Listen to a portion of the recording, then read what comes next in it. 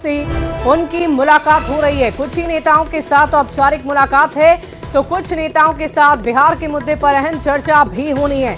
4 मई के बाद इसी हफ्ते बिहार में कैबिनेट का विस्तार संभावित है और ऐसे में मुख्यमंत्री सम्राट चौधरी का ये दिल्ली दौरा भी उसी से जुड़ा हुआ माना जा रहा है। चर्चा है कि सम्राट चौधरी संभावित मंत्रियों की लिस्ट पर केंद्रीय नेतृत्व पर मुहर के लिए दिल्ली गए हुए हैं। सम्राट चौधरी की आज शाम केंद्रीय गृह मंत्री अमित शाह से मुलाकात होनी है, जिसमें कैबिनेट के संभावित चेहरों पर बात हो सकती है।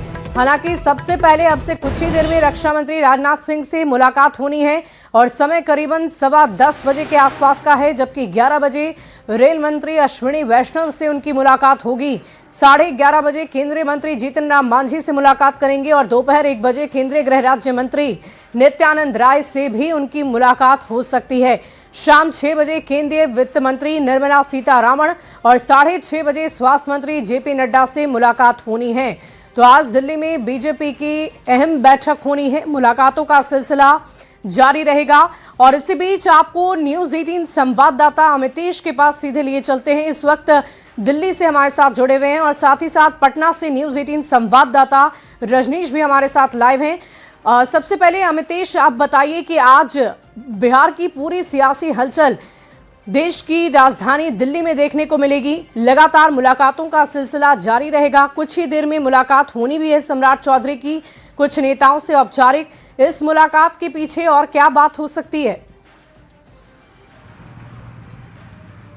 देखिए, मुख्यमंत्री सम्राट चौधरी जब बने हैं और पहली बार बीजेपी का मुख्यमंत्री बना है बिहार में, उसके बाद से ही चूंकि ड्राइविंग सीट पर बीजेपी है, ड्राइविंग सीट पर सम्राट चौधरी हैं, तो निश्चित रूप से एक बेहतर करने की तैयारी भी है और बेहतर करने की गुंजाइश भी बहुत है बीजेपी के पास में, सम्राट चौधरी के पास में। इसी को लेकर के लगातार तैयारी चल रही है और जो डबल इंजन सरकार की बार बार बात करते हैं, चाहे प्रधानमंत्री नरेंद्र मोदी हों, गृह मंत्री अमित शाह हों, बीजेपी के तमाम वरिष्ठ नेता कहते हैं डबल इंजन सरकार की बात करते हैं। सही मायने में डबल इंजन की सरकार में जो विकास की गति को तेज करने की जो बात है उस पर फोकस होगा। उसी सिलसिले में लगातार सम्राट चौधरी केंद्रीय नेताओं से मुलाकात कर रहे हैं, शीर्ष नेतृत्व से मुलाकात करेंगे। अभी थोड़ी देर बाद उनकी रक्षा मंत्री राजनाथ सिंह से मुलाकात होगी। इसके बाद अलग अलग नेताओं से मुलाकात होगी, रेल मंत्री अश्विनी वैष्णव, जीतन राम मांझी, नित्यानंद राय, और शाम में वित्त मंत्री निर्मला सीतारमण से मुलाकात होगी, स्वास्थ्य मंत्री जेपी नड्डा से मुलाकात होगी। लेकिन 4 बजे के बाद एक मुलाकात जो उनकी प्रस्तावित है वो मुलाकात महत्वपूर्ण होगी गृह मंत्री अमित शाह से। पिछली बार भी जब सम्राट चौधरी दिल्ली आए थे तो अमित शाह चूंकि बंगाल चुनाव में व्यस्त थे, लिहाजा उनसे शिष्टाचार मुलाकात भी नहीं हुई थी। इस बार ये मुलाकात महत्वपूर्ण होगी, शिष्टाचार मुलाकात भी होगी और साथ में मंत्रिमंडल की जो सूची है उस पर भी अंतिम मुहर लगी। जो हमारे सूत्र बता रहे हैं उसके मुताबिक गृह मंत्री के साथ जो मुलाकात होगी काफ़ी अहम होगी। बिहार में किस तरह से गठबंधन को साथ लेकर चलना है, किस तरह से तमाम जो सहयोगी घटक दलों के अलावा बीजेपी के भीतर भी सबको साथ लेकर के चलना है, किस तरह से आगे सरकार को विकास करना है, एक बेहतर रिजल्ट देना है। चूंकि 2029 का लोकसभा चुनाव होगा, उसमें 3 साल का समय है और 2030 में विधानसभा चुनाव होगा, यानी पूरा का पूरा 4.5 साल से ज़्यादा का वक्त है सम्राट चौधरी के पास में।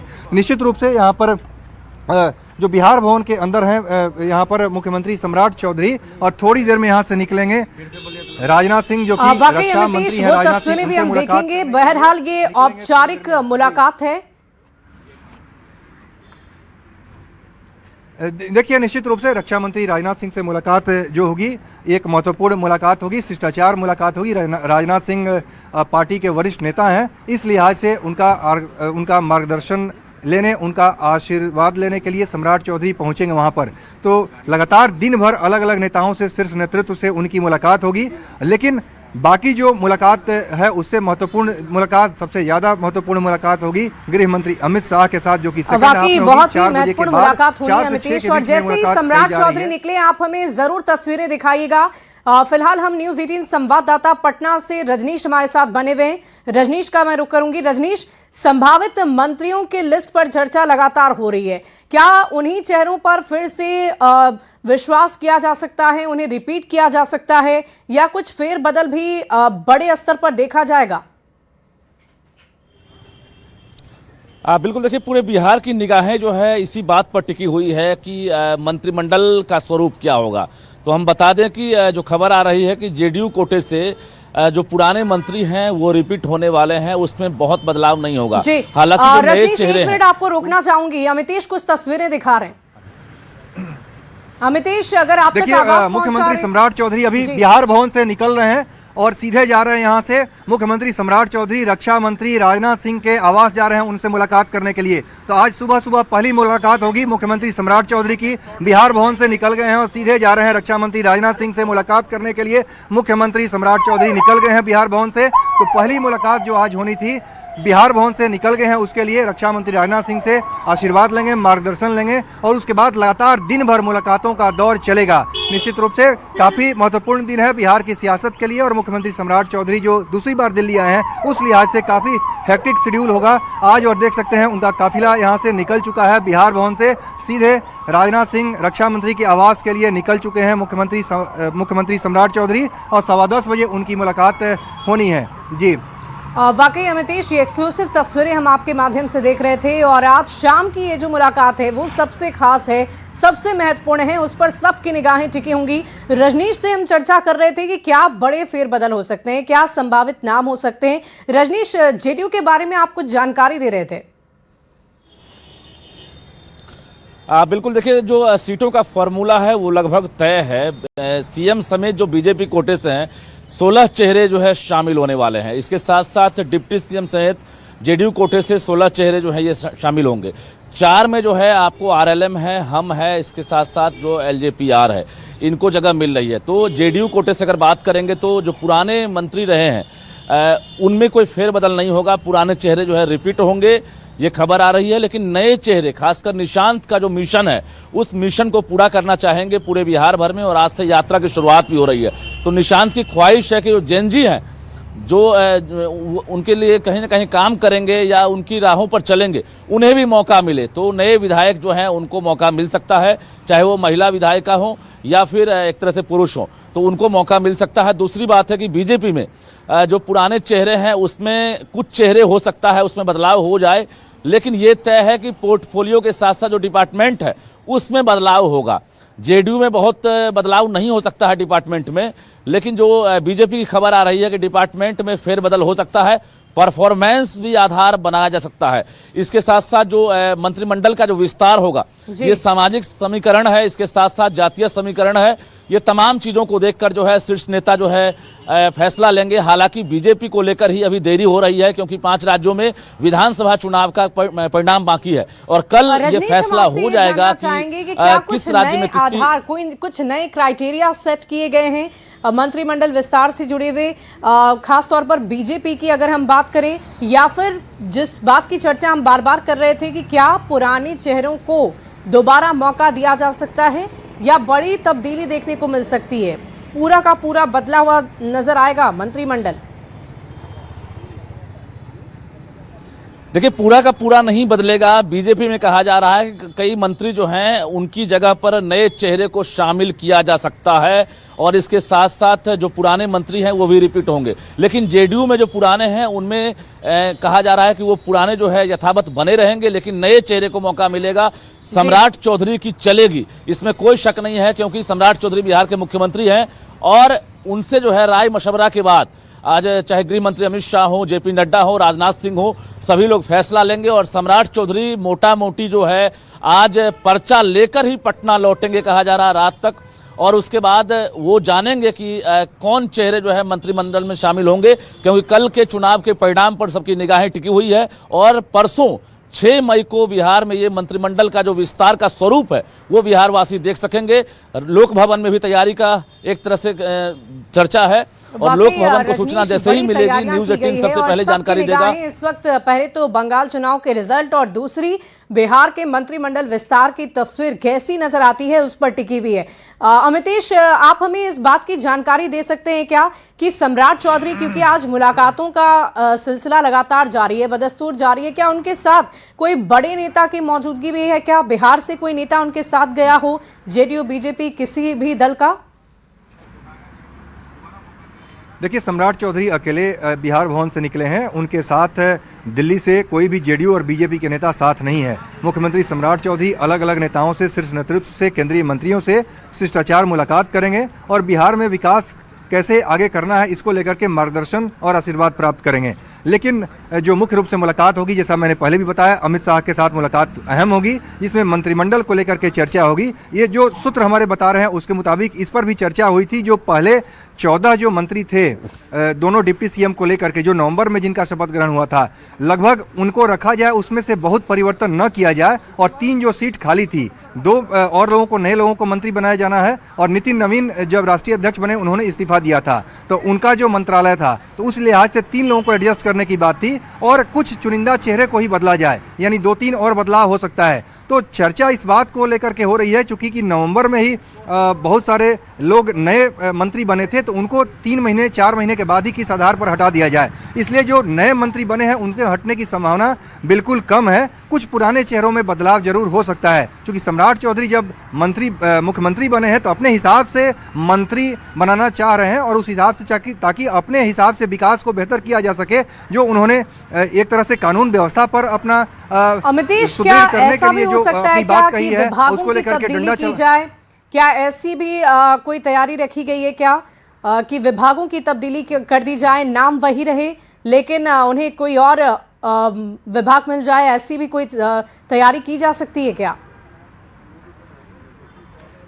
जी हाँ, बिल्कुल, इसको लेकर के चर्चा जरूर चल रही है कि विभाग भी बदले जाएं और अपने हिसाब से मुख्यमंत्री अपने हिसाब से जो नए मंत्री जो हैं उनको विभाग सौंपें। और खास तौर से अमित शाह के साथ जो मीटिंग होगी वो महत्वपूर्ण होगी, क्योंकि अमित शाह ही तय करेंगे कि किस हिसाब से किसको कौन सा विभाग दिया जाए। बहुत सारे लोग हैं जो कि डिप्टी सीएम विजय सिन्हा पिछली बार सम्राट चौधरी के साथ डिप्टी सीएम थे नीतीश कुमार के मंत्रिमंडल में, लेकिन अभी जब बीजेपी कोटे से जब डिप्टी सीएम नहीं बनेगा तो उस सिचुएशन में विजय सिन्हा का क्या किया जाए, उन्हें कौन सा विभाग दिया जाए, ये सब अमित शाह के साथ जो मीटिंग होगी उसमें तय होगा। उनको बड़ा पोर्टफोलियो कुछ दिया जा सकता है। इसके अलावा बाकी जो मंत्री हैं, जो वरिष्ठ मंत्री हैं, उनको कौन कौन सा विभाग दिया जाए, क्या कुछ बदलाव किया जाए, इन तमाम बिंदुओं को लेकर के चर्चा पहले से भी चल रही है। बिहार बीजेपी अध्यक्ष संजय सरावगी ने भी राष्ट्रीय अध्यक्ष नितिन नवीन से मुलाकात की है। इसके अलावा पार्टी के शीर्ष नेता आपस में संपर्क में है, पहले भी कई दौर की बातचीत हुई है, जो हमारे सूत्र बता रहे हैं। लेकिन आज का सिलसिला जारी है और इन बातों पर, इन चर्चाओं पर कब विराम लगेगा,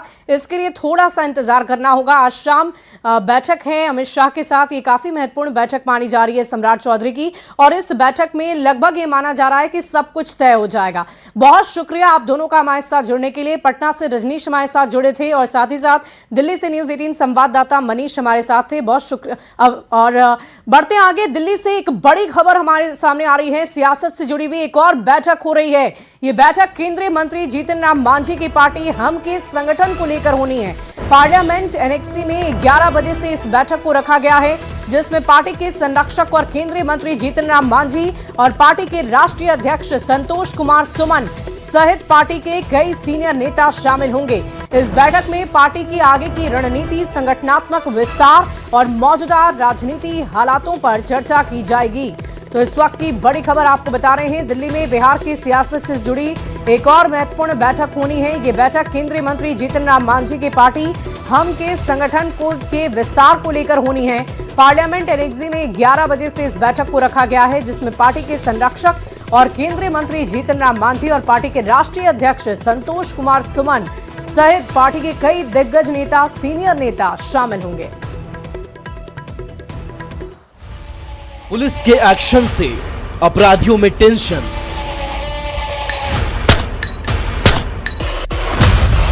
बिहार में अब अपराधियों की खैर नहीं।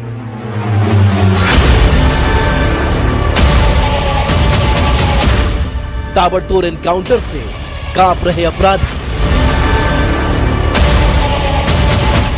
गोलियों का हिसाब अब गोली से ही जवाब।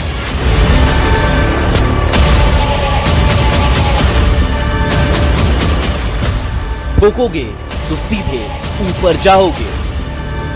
बिहार में सुशासन स्थापित करने के लिए ऐसे कई अपराधियों का निदान हमारा सरकार करते रहे।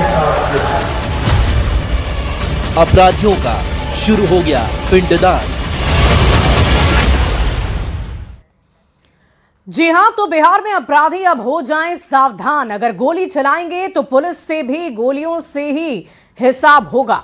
क्योंकि मुख्यमंत्री सम्राट चौधरी के कड़े तेवर के बाद अब पुलिस किसी भी सूरत में अपराधियों को बख्शने के छोड़ने के मूड में नजर नहीं आ रही।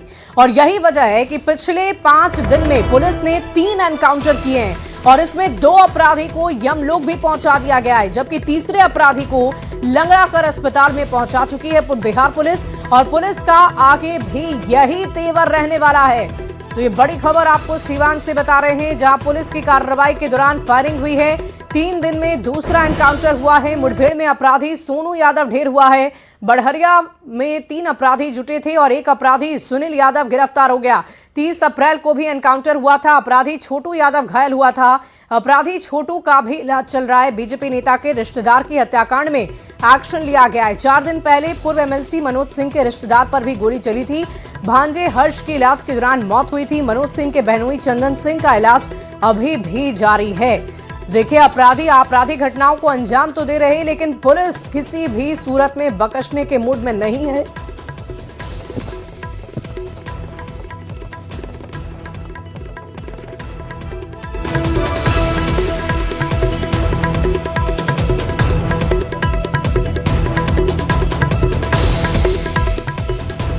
तो अब अपराधियों की खैर नहीं। 3 दिन में दूसरा एनकाउंटर। अपराधी सोनू यादव ढेर हो गया है। 30 अप्रैल को भी एनकाउंटर किया गया। अपराधी छोटू यादव जख्मी हुआ। 29 अप्रैल को भी फायरिंग की गई थी और बीजेपी नेता के रिश्तेदार पर यह फायरिंग हुई थी। तो कुछ तस्वीरें आपको दिखाएंगे जिसमें आपको साफ नजर आ जाएगा कि पुलिस किस तरह से एक्शन ले रही है और एक्शन लेकर लगातार आपराधिक घटनाओं को अंजाम देने अपराधियों को किसी भी सूरत में छोड़ा नहीं जा रहा है। या तो ऑपरेशन लंगड़ा के तहत उनके खिलाफ एक्शन लिया जा रहा या फिर उन्हें सीधे यमलोक ही पहुंचा दिया जा रहा है। तो 1 अपराधी सुनील यादव गिरफ्तार हुआ है। एक ऑपरेशन लंगड़ा की तस्वीर और दूसरी तस्वीर आप देख रहे हैं सीधे अपराधी को यमलोक तक पहुंचाने की तस्वीर। तो लगातार एनकाउंटर के बाद आपराधिक घटनाओं को अंजाम देने वाले अपराधियों के साथ बिहार पुलिस ने क्या एक्शन लिया, उसकी तस्दीक करती ये तस्वीरें आप देख रहे हैं। अब जरा आपको अपराधियों के तांडव की वो लाइव तस्वीरें दिखाते हैं, जब बीजेपी नेता मनोज सिंह के रिश्तेदार की गाड़ी सटने पर पहले तो अपराधी के साथ बहस हुई, फिर मारपीट हुई और इसी दौरान अपराधी ने चंदन सिंह और उनके बेटे हर्ष को गोली मार दी, जिसमें बाद में इलाज के दौरान हर्ष की मौत हो गई। देखिए कैसे अपराधी और बीजेपी नेता के रिश्तेदार के साथ बहस के दौरान गोलीबारी हुई थी और ये गाड़ी सटने के बाद बहस हुई थी, जिसकी तस्वीरें हम आपको दिखा रहे हैं। ये पूरी घटना सीसीटीवी कैमरे में कैद हुई थी। हर्ष के पिता अभी भी इस अस्पताल में भर्ती हैं। बहस के दौरान थप्पड़बाजी भी की गई और इसके अलावा गोली चलाई गई। बढ़ते आगे, देखिए अब मुख्यमंत्री सम्राट चौधरी का अपराधियों को वो चेतावनी भरा बयान सुनवा देते हैं। 2 दिन पहले उन्होंने गया जी में उन्होंने इस बयान को दिया था और अपराधियों को पिंडदान करने की बात कही थी। तो देखिए, सम्राट चौधरी ने, बिहार के मुख्यमंत्री ने साफ साफ कहा था कि किसी भी सूरत में अपराधियों को बख्शा नहीं जाएगा, चाहे कितनी भी आपराधिक घटनाओं को अंजाम दिया जा चुका हो, अपराधी को किसी भी तरीके से बख्शा नहीं जाएगा। क्या कहा था गया जी में सम्राट चौधरी ने, पहले आप वो सुनिए। बिहार प्रशासन से चलेगा एकदम कान खोल कर सुन लीजिए। बिहार में महिलाओं की सुरक्षा के लिए, बच्चियों की सुरक्षा के लिए सरकार को जो भी कदम उठाना पड़ेगा उसको उठाने का काम करेगी, कभी से पीछे नहीं हटे। और गया जी को पिंडदान के लिए फेमस है ना, पिंडदान भी होगा, कुछ लोगों का पिंडदान शुरू हो गया है ना। और आगे भी बिहार में सुशासन स्थापित करने के लिए ऐसे कई अपराधियों का पिंडदान हमारी सरकार करते रहेगी। और अब देखिए कि पिछले 5 दिन में कैसे पुलिस ने अपराधियों को मुंहतोड़ जवाब दिया और साफ संदेश दिया है कि गोलियों के जवाब में पुलिस अब गोली ही जवाब देगी। और 28 अप्रैल भागलपुर की एक तस्वीर आपको दिखाते हैं, जहां कार्यपालक पदाधिकारी कृष्ण भूषण कुमार की हत्या हुई। 29 अप्रैल भागलपुर 24 घंटे के भीतर आरोपी रामधनी यादव ढेर कर दिया गया। 29 अप्रैल सिवान चंदन सिंह और हर्ष पर फायरिंग होती है, हर्ष की मौत हो जाती है। 30 अप्रैल सिवान 12 घंटे के अंदर आरोपी छोटू यादव को ऑपरेशन लंगड़ा के तहत जख्मी किया गया। 3 मई सिवान, 3 दिन में दूसरा बड़ा एनकाउंटर किया गया। हर्ष हत्याकांड में आरोपी सोनू यादव ढेर हो गया। तो आप देख सकते हैं कैसे गोलियों का हिसाब गोली से जवाब दिया जा रहा है। बिहार पुलिस किस कदर एक्शन में है उसकी तस्दीक करती ये तस्वीरें और खबर हम आप तक पहुंचा रहे हैं। बढ़ते आगे, देखिए औरंगाबाद के गोह में जहानाबाद नगर थाना पुलिस ने नाबालिग के अपहरण के आरोपी मोहम्मद अरशद के घर की कुर्की की कार्रवाई की है और यह कार्रवाई न्यायालय के आदेश पर मजिस्ट्रेट की मौजूदगी में की गई। पुलिस ने घर के दरवाजे, खिड़की और अन्य कीमती सामान उखाड़कर जब्त कर लिया और थाने लेकर चली गई। पुलिस के अनुसार पहले वारंट का तामिला और इश्तेहार चिपकाने की कार्रवाई की गई थी, लेकिन आरोपी ने सरेंडर नहीं किया और इसके बाद कोर्ट के आदेश पर कुर्की की कार्रवाई की गई है।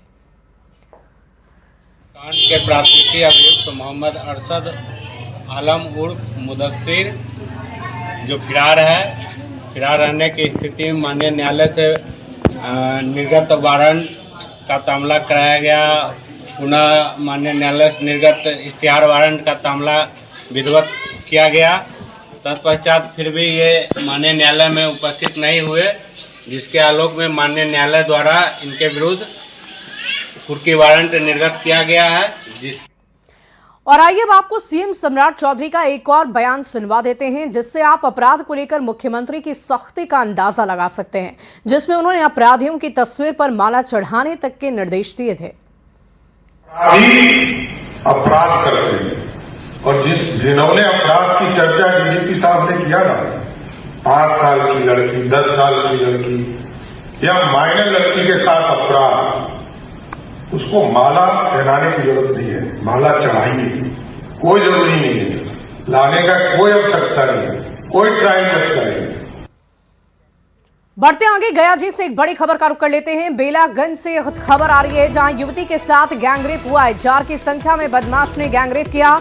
जहानाबाद से पैसेंजर ट्रेन से बेलागंज की तरफ युवती आ रही थी। बेलागंज और चाकंद रेलवे स्टेशन के बीच ट्रेन रुकने के बाद युवती उतर गई। रेलवे लाइन के किनारे बदमाशों ने इस घटना को अंजाम दिया। पुलिस 10 लोगों को हिरासत में लेकर पूछताछ लगातार कर रही है और शुक्रवार की देर रात की ये घटना बताई जा रही है। इस वक्त की बड़ी खबर आपको गया जी से बता रहे हैं, जहां ट्रेन रुकने के बाद जब युवती उतरी तो उसके साथ गैंगरेप की घटना को अंजाम दिया गया।